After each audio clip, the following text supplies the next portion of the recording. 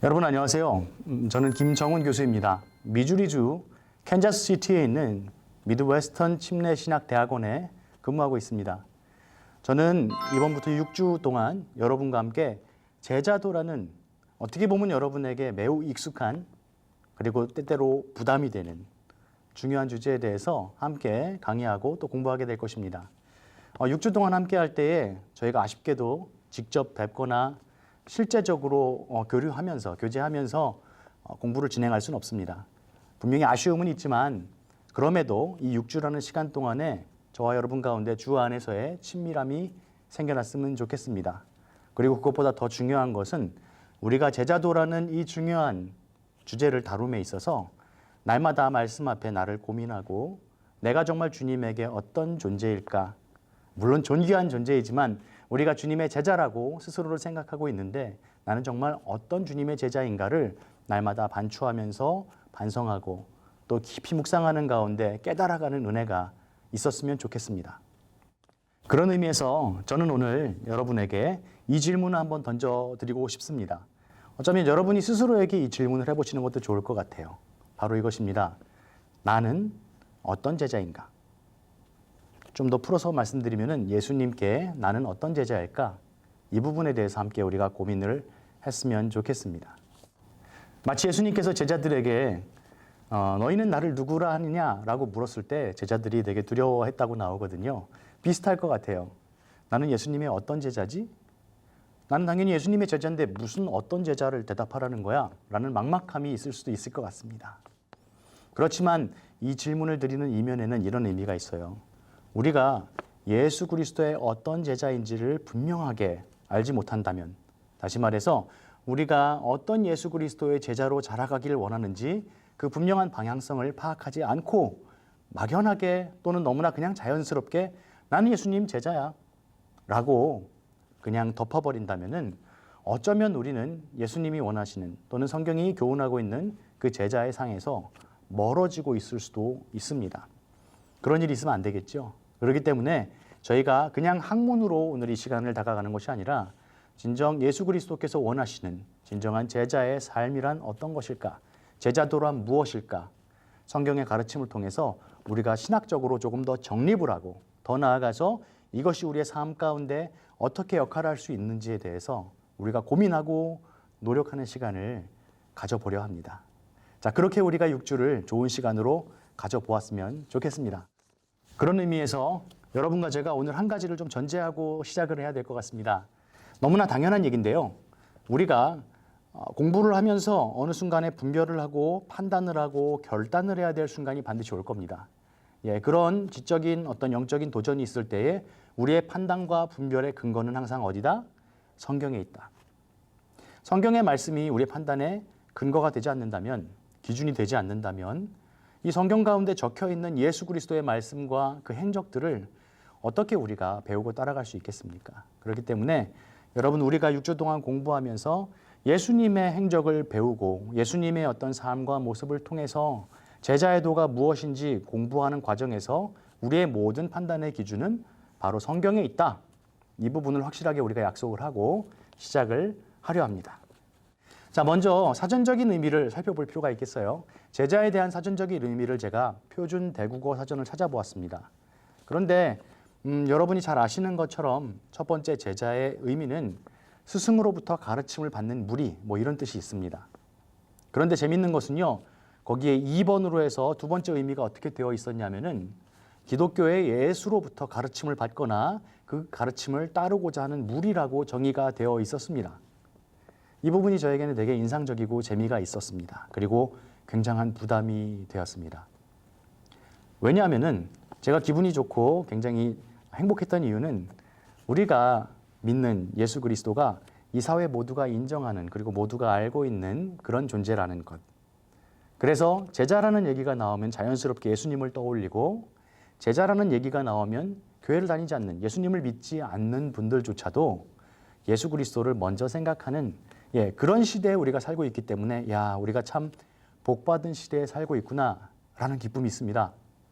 그런데 다른 한편으로 부담감이 다가오는 것은 모두가 그렇게 제자에 대해서 예수 그리스도를 떠올리고 교회를 생각하고 있는 이 시대 가운데 자칫 잘못하면은 우리 때문에 교회가, 우리 때문에 예수 그리스도가 욕을 먹을 수도 있겠다. 우리 때문에 그 영광이 가리울 수도 있겠다라는 부담이 있었습니다. 여러분도 인지하시는 바와 같이 사실 우리가 살고 있는 이 시대는 다분히 그런 공격을 받고 있습니다. 아니 어쩌면 그냥 단순한 공격만이 아니라 실제로 우리가 잘 못하는 부분들로 인해서 하나님의, 예수님의 영광을 가리우고 있는 그런 아픔을 겪고 있는지도 모르겠습니다. 항상 어떠한 문제에 대해서 그 이유를 내가 아닌 다른 곳에서 찾는 것보다는 우리는 항상 내 스스로에게서 문제를 찾는 것이 더 바른 자세라 하겠습니다. 그래서 한 가지 더 이 공부를 통해서 우리가 과제를 부여하자면, 우리가 이 공부를 하면서 사회에서 일어나는 모든 문제의 원인을 나라고 할 수는 없지만 그래도 적어도 이 시대를 사랑하는, 이 시대를 살아가는 그리스도인으로서 이 시대적 책임, 과제로서 내가 변화되고 내가 내 주위에 좋은 영향력을 미침으로써 정말 진정한 예수 그리스도의 제자가 됨을 통한 나 스스로의 변화와 내 주위의 변화가 있으면 좋겠다. 그런 어떤 소망도 저와 여러분 가운데 있었으면 좋겠습니다. 자, 그렇다면은 사전이 정의하고 있는 제자에 대한 내용 말고 성경에서는 제자를 어떻게 다루고 있는지 우리 한번 살펴보도록 하겠습니다. 구약 성경 70인역에서는요, 사실 제자라는 단어는 사용되고 있지가 않습니다. 크게 보아서 구약 시대, 즉 히브리 문화권과 신약 시대, 헬라 문화권의 두 가지 차이점을 극명하게 알 수 있는데, 구약에서는 스승이라는 존재 자체를, 스승과 제자가 있을 때 스승이라는 존재 자체를 하나님 한 분만으로 생각했던 것 같습니다.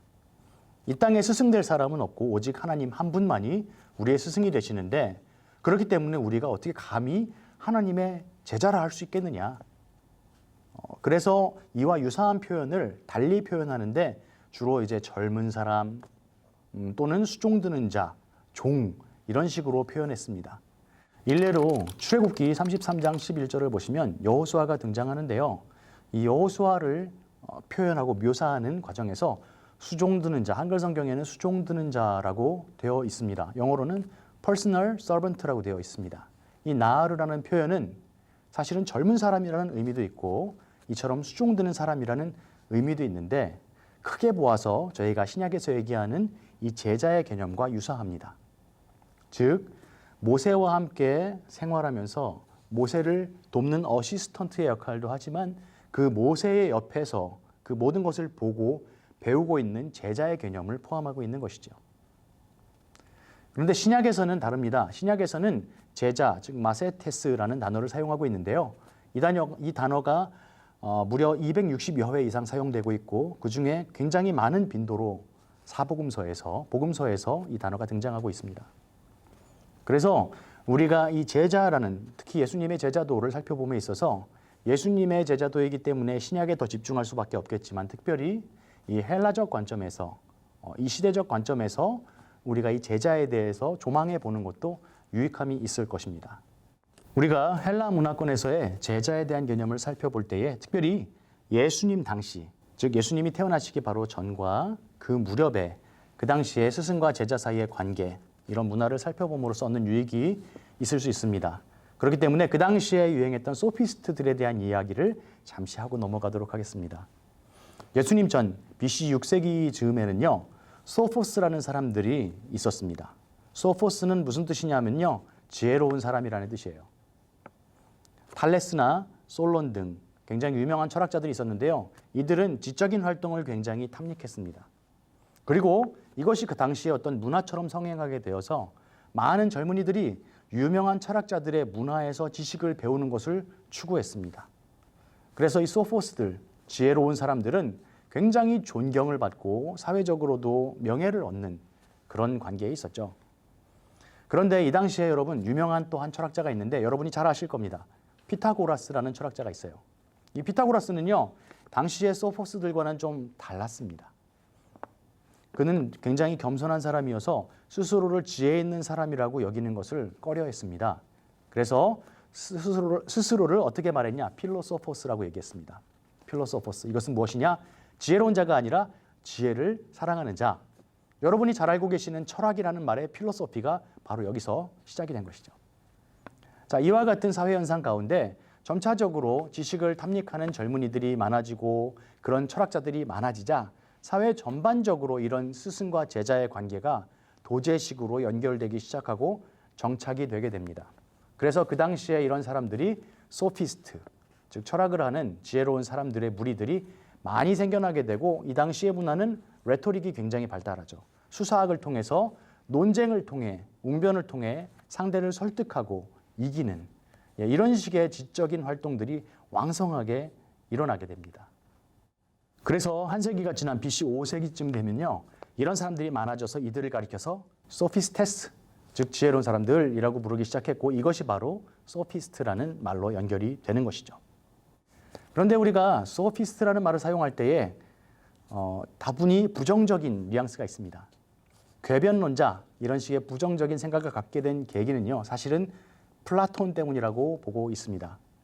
플라톤도 당대의 유명한 철학자였죠. 소크라테스의 문화에서 가장 뛰어난 철학자였습니다.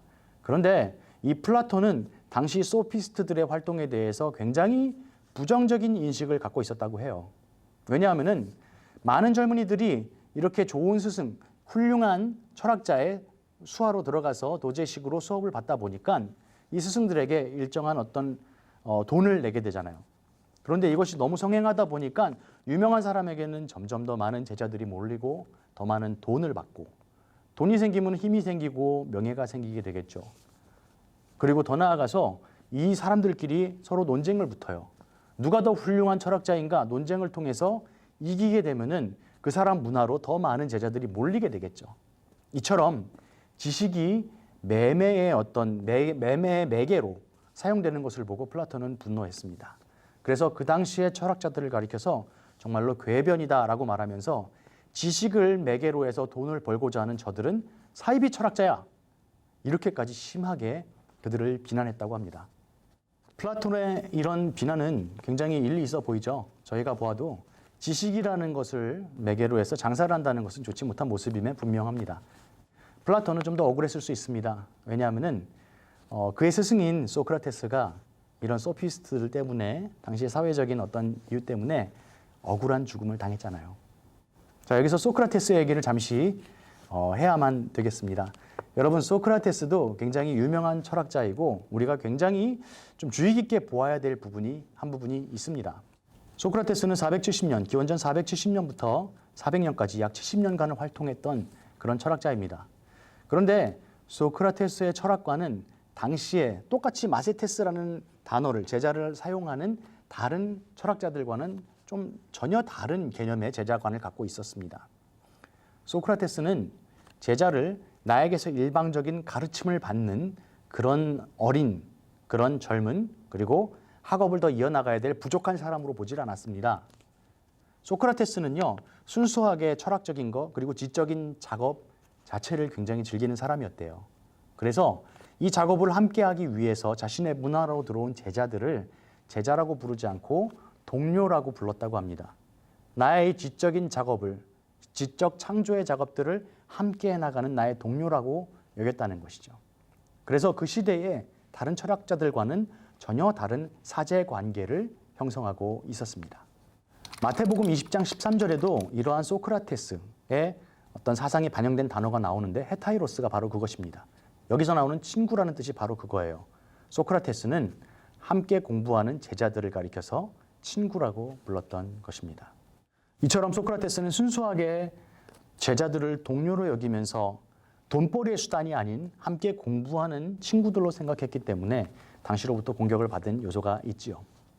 여러분, 대략 이런 내용들이 예수님 오시기 바로 직전 BC 한 2세기까지의 문화였습니다. 그 당시에 마세테스, 즉 스승과 제자와의 사이에서 제자란 이런 개념이었습니다. 자, 그러면 예수님 오시기 바로 직전, 우리가 그레코 로만 시대라고 말하는 BC 한 140년부터 AD 200년, 300년 정도까지 그 시기의 제자관은 어땠을까요? 그 시기도 비슷합니다.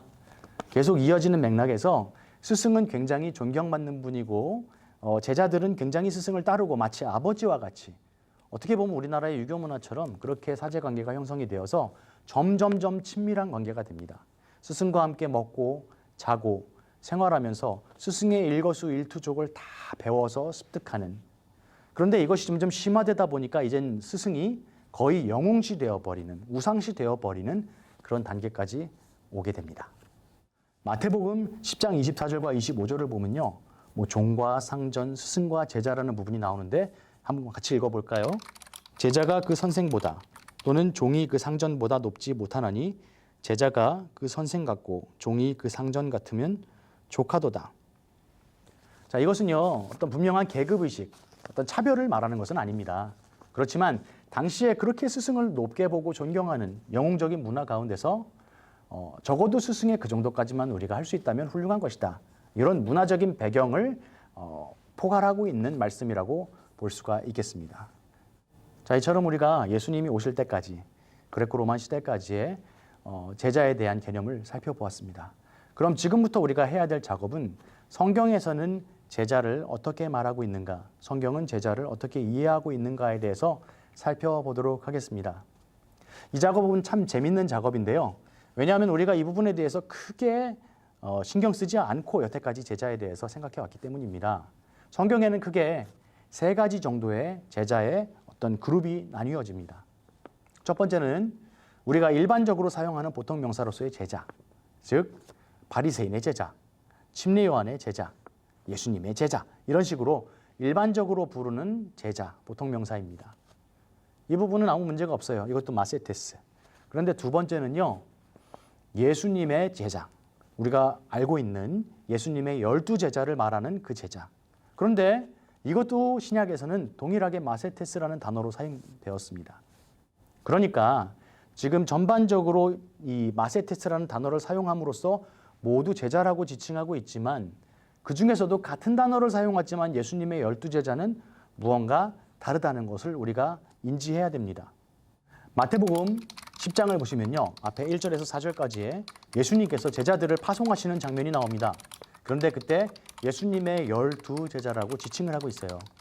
그래서 그 많은 무리들을 제외하고 예수님의 직접 부르신 12제자들을 보내실 때에 권능을 주셔서 귀신을 쫓아내고 병든 자들을 고치게 하는 그런 놀라운 역사를 예수님께서 행하게 하셨습니다.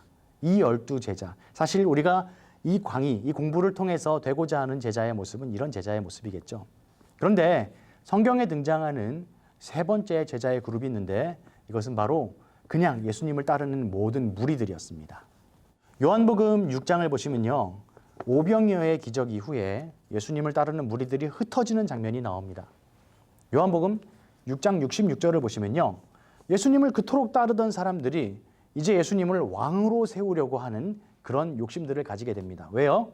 예수님이 왕이 되시면은 자기들이 지금 압제당하고 있는 로마의 압제를 받고 있는 상황에서 경제적으로나 사회적으로 굉장히 어려운 상황 가운데 예수님을 통해 새로운 시대의 전복을 꾀하고 자기들이 좀 더 잘 살 수 있지 않을까.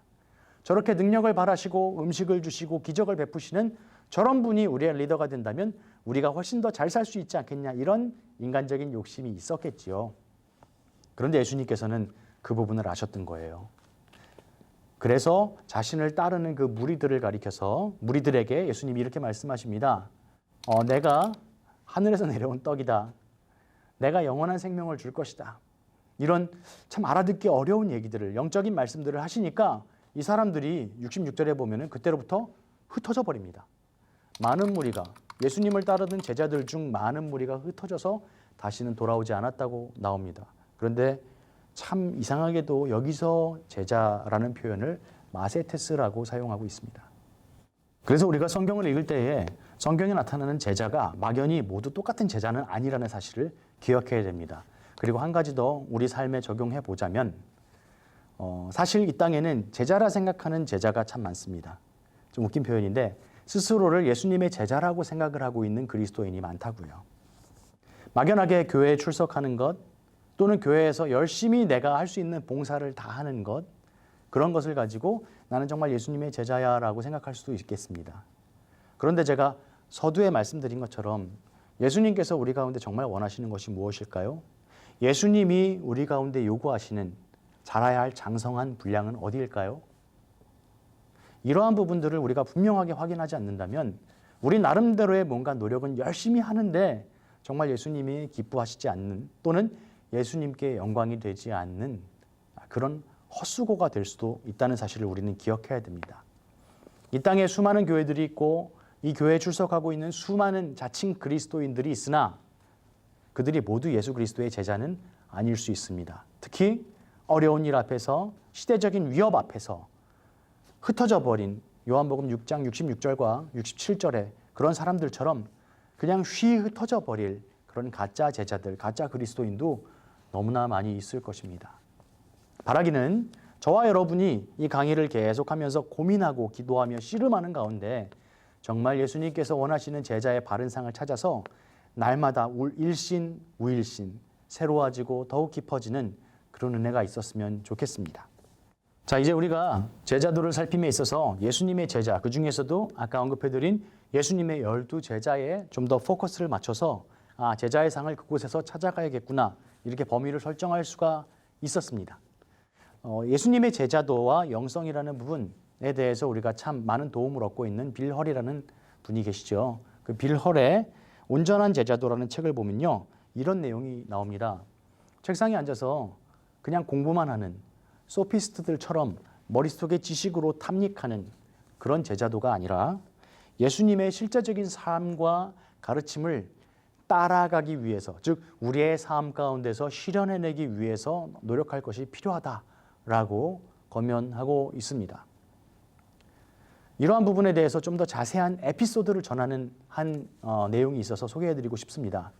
로이스 티어베르그는요, 자신의 책에서 도예가의 한 에피소드를 소개하면서 제자도에 대해서 설명하고 있습니다. 안게 사빈이라는 유명한 도예가가 있었대요. 그런데 자신의 실력의 부족함을 깨닫고서 정말 유명한 도예가를 찾아가서 가르침을 요청했다고 합니다.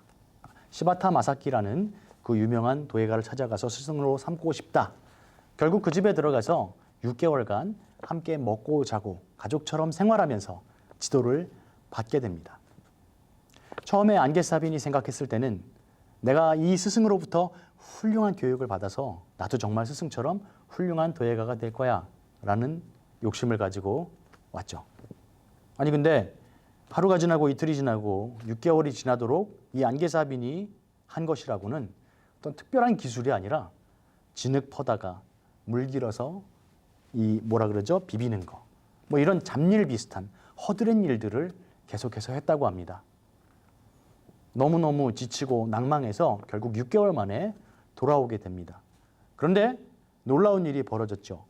돌아와서 자기가 새롭게 자기를 빚는데 도예를 하는데 자기가 그렇게 부족하다고 느꼈던 그 부분이 채워진 것입니다. 내 스스로에게서 결코 완성되지 않았던 그 부분이 그 6개월 이후에는 되더라는 겁니다. 그래서 이 에피소드를 전하면서 이 얘기를 합니다. 스승으로부터 정말 그들이 숨쉬는 것, 먹고 자고 눕는 것, 행하는 모든 것, 삶 속의 모든 것을 그대로 가져오면서 이 안게사비는 그 유명한 스승의 제자로서 도제식으로 전수받은 것이다. 제자란 무엇이냐?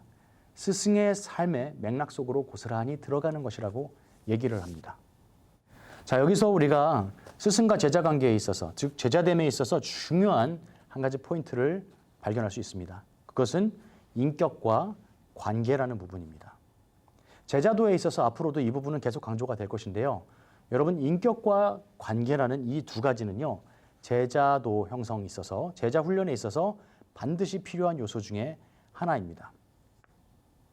하나님은 영이신 분이십니다. 그렇기 때문에 우리가 만지거나 눈으로 보고 교제하기는 어렵죠.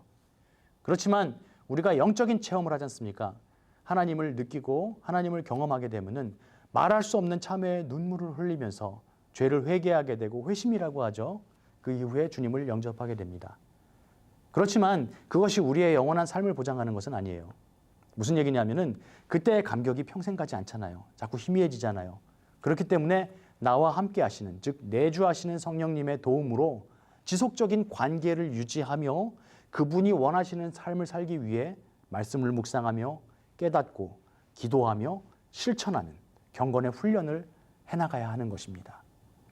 이 인격과 관계라는 부분이 반드시 공동체, 즉 혼자가 아닌 관계 속에서 형성이 돼야 되는데 이 부분에 대한 좋은 예를 하나 들어드리겠습니다. 저희 교회에 젊은이들이 참 많이 있는데요. 이 미국이라는 환경에서 특히 대학에서 공부하게 되면 돈이 엄청나게 많이 듭니다. 그러니까 이 학생들 중 대부분은 이 공부하는 환경 가운데 삶이 좀 넉넉하지 못하죠. 몇 해 전의 일입니다. 여러분 잘 아시는 BTS가 미국의 시카고, 저희 동네에서 좀 가까운 시카고에서 콘서트를 했어요. 가깝다고 해도 자동차로 8시간 반, 비행기로는 1시간 이상 날아가야 되고, 그러다 보니까 돈이 많이 들겠죠. 호텔도 잡아야 되고 콘서트 비용도 내야 되고. 생활 형편이 좋지 않은 이 친구들이 아니 이 콘서트를 가더라니까요. 요새같이 디지털 기기가 발달해 있는 이 시대에, 인터넷이 발달한 이 시대에 돈을 얼마 주면은 정말 음질 좋은 BTS의 음악이나 뮤직비디오를 다운받을 수 있단 말이죠. 살 수 있어요. 그럼에도 불구하고 이들은 자신의 노력을 들여서, 돈을 들여서 시카고까지 가더란 말입니다. 그것도 돈이 없어 호텔비를 아끼기 위해서 새벽에 출발해서 아침에 도착, 콘서트를 보고 밤에 오는 그런 초인적인 일정, 초인적인 헌신을 감행하면서 왜 그 콘서트장에 가는 것일까요? 물론 콘서트장에 간다고 해도 BTS와 손을 잡고 직접적인 인터랙션을 할 수 있는 기회는 아마 거의 없겠죠. 그럼에도 불구하고 한 공간 안에서의 인격적인 교제, 그리고 관계성, 내가 그 현장에서 함께 숨쉬고 있었다라는 그 관계성, 이 부분은 사실 굉장히 중요한 부분입니다. 그래서 여러분, 이 강의에 나중에 가게 되면은 공동체에 대한 부분을 다루게 됩니다. 공동체와 제자도를 다루게 되는데, 하나님께서 애초에 우리를 디자인하신 이 연합의 원리, 이런 부분들을 우리가 분명히 기억할 때 그 중에 중요한 2가지 요소, 인격과 관계. 그렇기 때문에 이 부분을 훈련하기 위해서 제자 훈련을 계획할 때에도 반드시 이 2가지 요소가 고려된 훈련을 하셔야 된다는 것을 좀 미리 말씀드리고 싶습니다.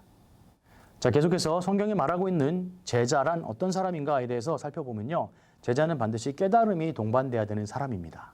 깨달음이 있어야 돼요. 무언가를 가르치고 배웠을 때에 그것을 깨달을 수 있어야 합니다. 저 같은 사람은 좌절하게 되죠. 저처럼 깨달음이 늦은 사람은 어떡하죠? 걱정하지 마십시오.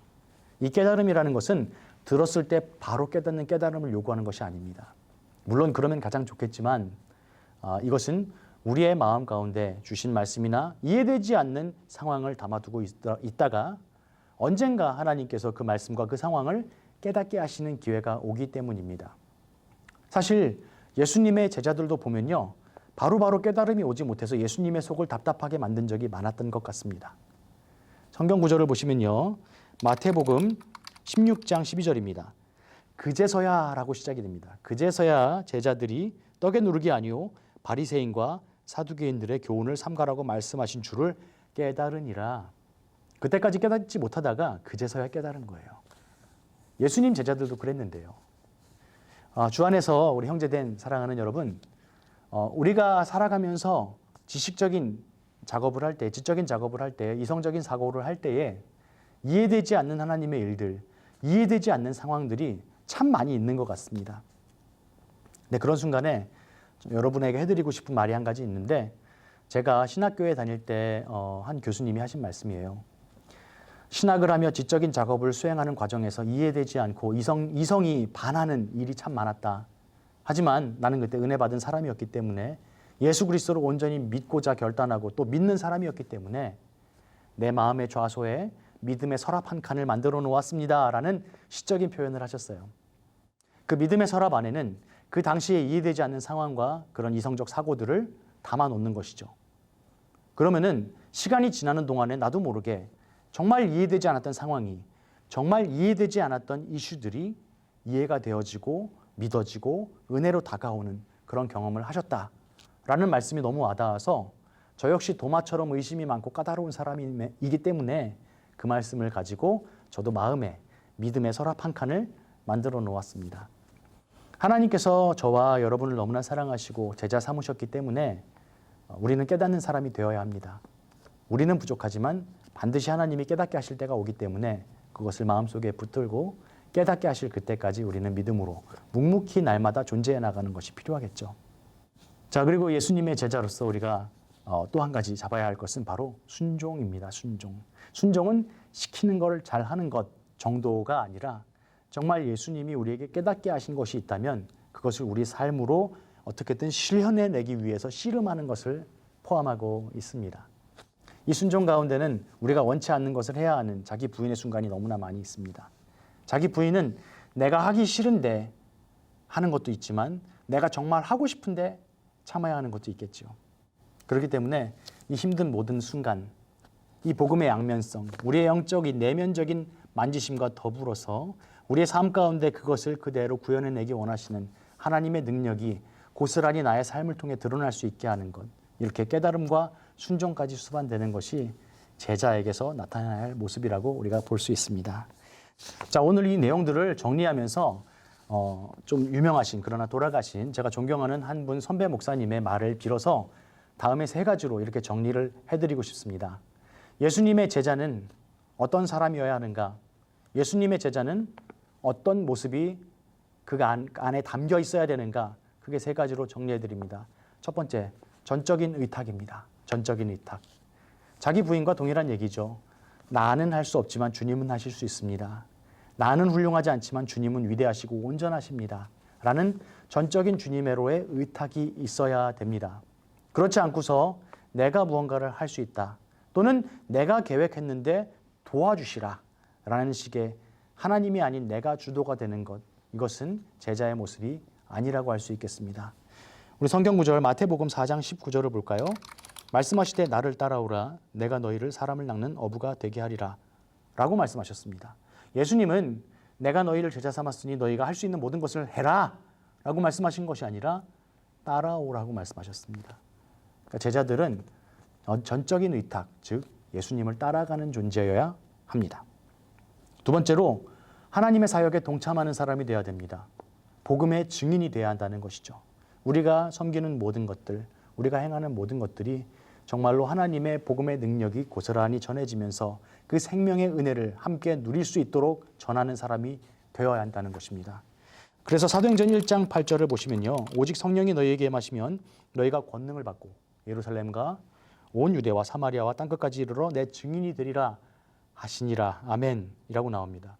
여러분, 복음서와 사도행전에 보내다라는 표현이 무려 215번이나 쓰이고 있어요. 이 보내는 대부분의 경우, 이 경우들은 전부 다 예수님께서 사도들이나 제자들을 보내실 때에, 당신의 제자들을 파송하실 때에 사용된 표현이에요. 그래서 사도라는 말, 즉 아포스톨로스라는 단어도 사실은 보냄을 받은 자라는 뜻이잖아요. 수동이에요. 내가 원해서 가는 것이 아니라 예수님께서 원하시니, 예수님께서 명령하셨으니 그곳으로 보냄을 받은 사람들이라는, 파송을 받은 사람들이라는 의미가 있죠. 그래서 열매를 맺는 삶, 내가 파송받은 곳, 내가 있어야 할 곳에서 예수 그리스도의 은혜의 열매를 맺게 하는 것, 그것이 바로 제자에게서 발견되어져야 되는 모습이라 할 수가 있겠습니다.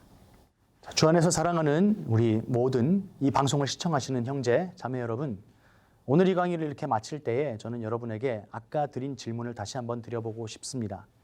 왜냐하면 이 시대에는 정말 많은 교회들이 있고 우리를 비롯한 정말 많은 그리스도인들이 있는데 사회는, 이 시대는 살기 좋아지기는 고사하고 환경은 좋아지고 있지만 점점 더 무섭고 타락하고 있는 것이 사실이잖아요. 이 원인을 다른 곳에서 찾기보다는 아까 그 질문, 이 시대에 나는 예수님의 어떤 제자로 존재하고 있는가라는 질문 앞에 고민하고 반성함으로써 그 답을 말씀 안에서 찾아갔으면 좋겠습니다. 나 하나가 바뀐다고, 우리 교회가 바뀐다고 이 시대가 달라질까라는 의문이 드는 것도 사실입니다. 그렇지만 먼저는 성경이 우리 가운데 적은 수를 가지고도 이기게 하시는 하나님의 능력을 경험하게 하셨고, 특별히 하나님께서는 숫자의 논리가 아니라 당신을 믿는 사람들을 당신의 사역에 동참시키심으로써 이 시대의 많은 부분들을 바꿔오셨음을 우리는 보았잖아요. 말씀을 통해서 배웠잖아요. 바닷물에는 불과 3.5%의 그런 염분 농도가 있다고 해요. 하지만 우리가 맛보았을 때 엄청 짜잖아요. 1리터에 불과 35g밖에 없는 그 적은 양을 가지고도 짠 맛을 낼 수 있는 것입니다. 우리 한 사람이 이 6주 동안, 짧은 시간이지만 정말 진정한 제자도에 대해서 고민할 때에 우리 삶 가운데 변화가 일어나고 우리 주변에 정말 누룩과 같이 변화가 이어지는 그런 은혜가 있었으면 좋겠어요. 바라기는 그 시작이 저와 여러분이 되었으면 좋겠습니다. 자, 오늘 첫 시간 강의 여기서 마치겠습니다. 한 주간 평안하시고 또 정말 주님의 그 놀라운 은혜를 전하는 예수님의 제자로 한 주간 승리하시기를 바랍니다. 감사합니다. 수고하셨습니다.